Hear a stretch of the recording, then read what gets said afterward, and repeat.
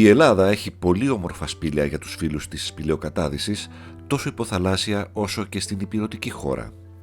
Πηγές και υπόγειες λίμνες κρύβουν σπήλαια που εκτείνονται σε εκατοντάδες τετραγωνικά μέτρα κάτω από το έδαφος.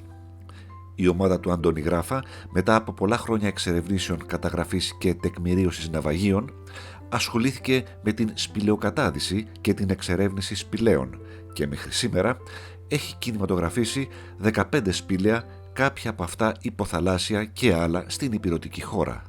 Στην Ελλάδα έχουμε πολύ όμορφα σπήλαια στη χώρα μας, υποθαλάσσια αλλά και πηγές. Τα υποθαλάσσια σπήλαια είναι αυτά που είναι μέσα στη θάλασσα και αναπτύσσονται.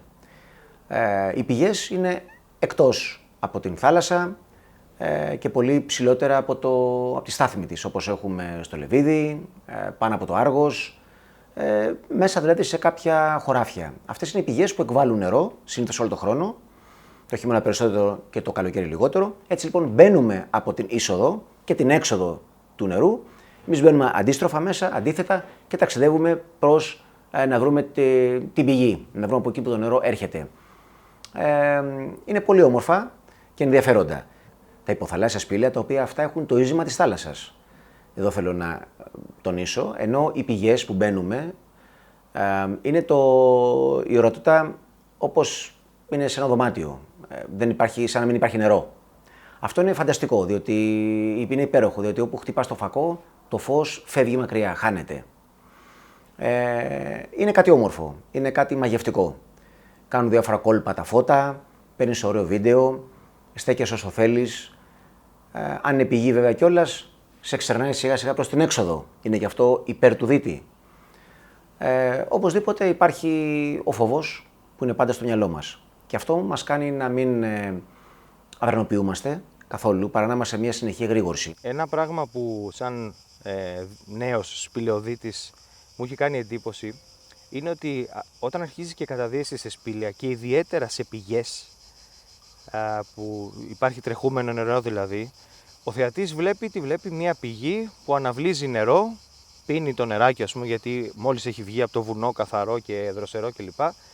Ουσιαστικά εσύ καταδύεσαι και ακολουθείς ανάποδα τη διαδρομή του νερού. Δηλαδή ξεκινάς και ακολουθείς ανάποδα τα μονοπάτια που κάνει ο κύκλος του νερού. Ο κύκλος του νερού, ας πούμε, και στο σχολείο που μαθαίνουμε, το νερό πέφτει ως βρόχινο, περνάει μέσα από το βουνό, φιλτράρεται, βγαίνει στο περιβάλλον, εξατμίζεται ή χύνεται στη θάλασσα, το χρησιμοποιεί ο άνθρωπος για τα ποτίσματα κλπ.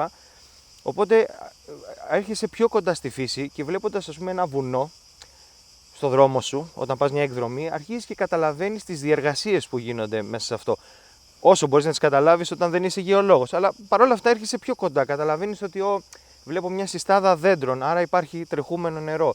Άρα αυτό το τρεχούμενο νερό βγαίνει από μια πηγή. Άρα το βουνό αυτό είναι ασβεστολιθικό, ας πούμε, και συγκεντρώνει νερά και είναι μια μεγάλη υδατοαποθήκη που εκτονώνεται σε κάποιο σημείο. Θα μπορούσα να μπω σε αυτό το σημείο που εκτονώνεται το νερό. Έχουμε ένα φανταστικό σπήλαιο κάτω στην Αρκαδία, το οποίο έχει μέσα σταλαγμίτες, το οποίο σημαίνει ότι κάποια στιγμή στη ζωή του ήταν ξερό για να μπορέσουν να δημιουργηθούν όλα αυτά. Μπαίνοντας μέσα, μπαίνει σε έναν άλλο κόσμο, μπαίνει σε μια τεράστια σπηλιά με φανταστικούς σταλακτίτες και ένα πολύ μεγάλο σταλαγμίτι στο κέντρο της σπηλιάς, το οποίο σε αφήνει με το στόμα ανοιχτό. Η σπηλαιοκατάδυση είναι η τελευταία βαθμίδα στην εκπαίδευση ενός δίτη. Όσο μαγευτικό κι αν είναι ένα σπήλαιο, άλλο τόσο επικίνδυνο είναι. Δεν συγχωρεί λάθη, θέλει πολύ καλή εκπαίδευση, προετοιμασία, αλλά κυρίως περιβαλλοντική συνείδηση ώστε να αναδειχθεί η φυσική ομορφιά χωρίς να αλλοιωθεί από επιπόλαιες παρεμβάσεις. Η προετοιμασία της ομάδας για να μπει σε ένα σπήλαιο απαιτεί κάποιες μέρες. Να βρούμε την τοποθεσία, πώς θα πάμε, πού θα ντυθούμε, τι έχουμε να προσέξουμε για να μην χαλάσουμε και τον εξωτερικό περιβάλλον χώρο και τον εσωτερικό. Γιατί ο σκοπός μας δεν είναι να πάμε να το δούμε μία φορά, να το χαλάσουμε και να τελειώσει εκεί το θέμα. Ο σκοπός μας είναι να πάμε, να το βιντεοσκοπήσουμε, να το αναδείξουμε, να το προσέξουμε όσο το δυνατόν περισσότερο και να δώσουμε και τις ιδιαιτερότητες του κάθε σπηλαίου στον επόμενο που θέλει να πάει να το επισκεφθεί, το τι πρέπει να προσέξει, ποια σημεία είναι τα επικίνδυνα, ποια σημεία θέλουν μεγαλύτερη προσοχή για να μην χαλάσουμε τον περιβάλλον χώρο.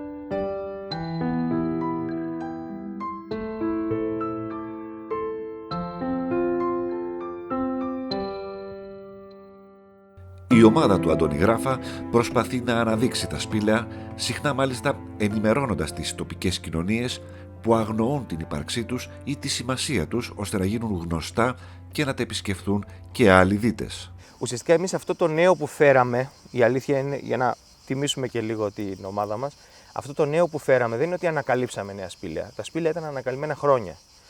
Ήταν ότι πρώτη φορά θέσαμε ως βάση την σωστή ποιοτική κινηματογράφηση και υλοποίηση ενός βίντεο για να αναδείξουμε τα σπήλαια.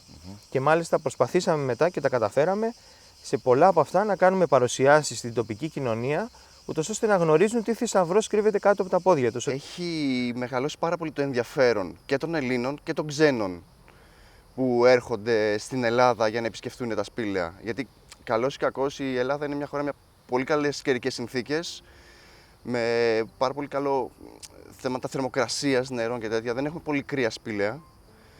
Και ειδικά το ανατολικό μπλοκ που είναι πιο πεπειραμένοι, γιατί έχουν μεγαλύτερα χρόνια πείρας πάνω στα σπήλαια, έρχονται πάρα πολύ στην Ελλάδα τα τελευταία χρόνια.